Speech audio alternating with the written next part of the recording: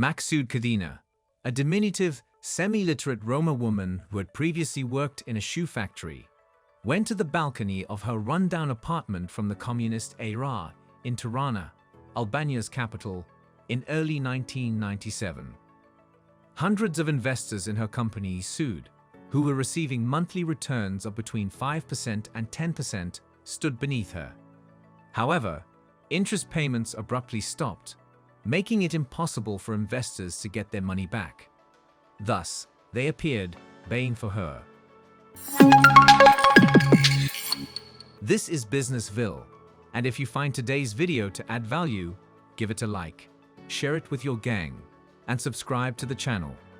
Both business leaders and common citizens in Albania welcomed the country's switch to a capitalist democracy 30 years ago. One of the poorest nations in Europe was this West Balkan one. Before 1991, its communist government was regarded as one of the harshest and most solitary. Albania has changed from having a centralized economy to having a free market economy, and the World Bank now considers it to be an upper middle income nation. But economic disaster almost stopped the nation's progress. The young republic was nearly destroyed in 1997 by a series of failed pyramid schemes, with liabilities roughly equal to 50% of Albania's GDP. The devastation also made way for a more effective economic system. The setup. According to Chris Jarvis of the World Bank, a large portion of Albania's population was living in poverty and was unaccustomed to market customs and institutions when the country made the switch to a free market economy in 1991.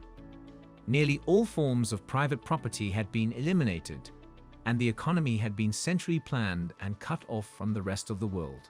The 1990s saw strong economic growth in Albania as a result of industry privatization, but structural reforms in the banking sector and elsewhere had hit a wall with little regulation or oversight, according to Jarvis.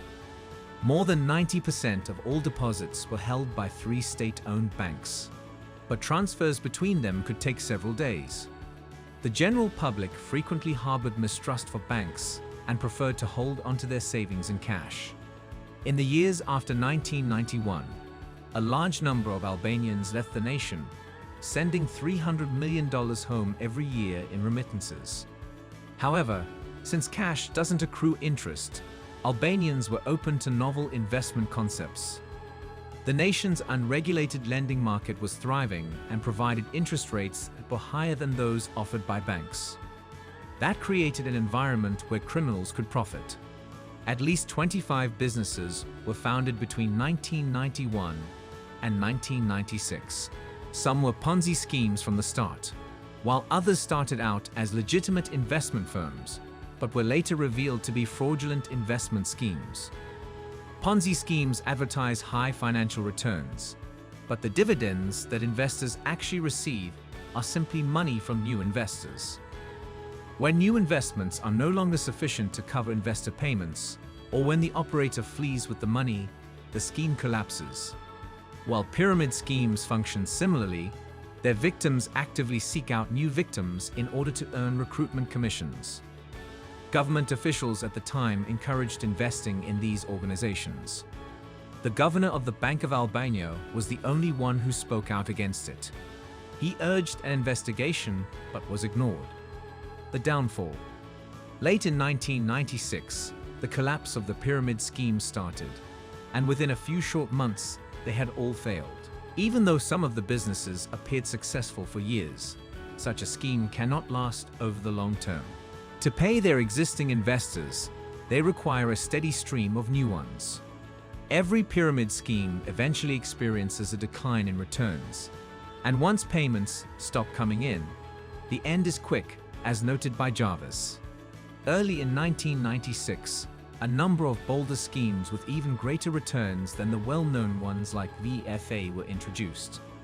Companies were promising monthly interest rates of 30% or 40% in the final months of the frenzy.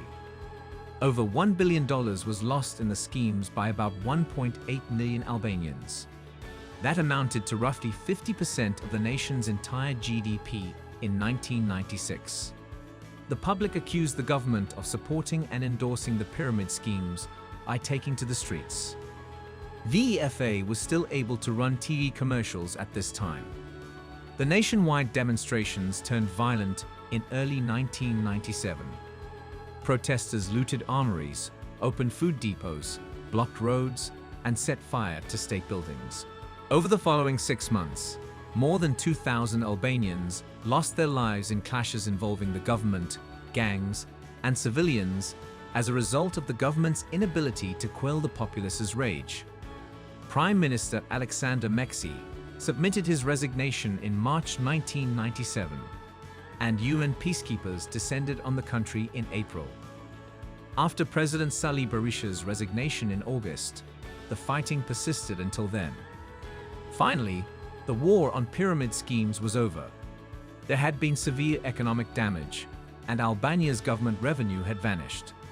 1997 saw a rise in inflation and a drop in output. The Albanian lek, the local currency, lost nearly half of its value against the US dollar. Furthermore, the collapse of the pyramid schemes did little to restore public confidence in the banking system.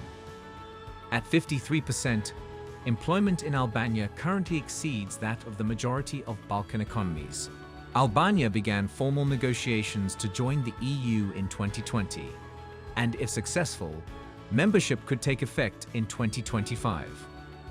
Albania's transformation from disaster would be completed with membership. What are your thoughts? Let us know in the comments. If you found the video to be informative, don't forget to like, share, and subscribe. Thanks for watching.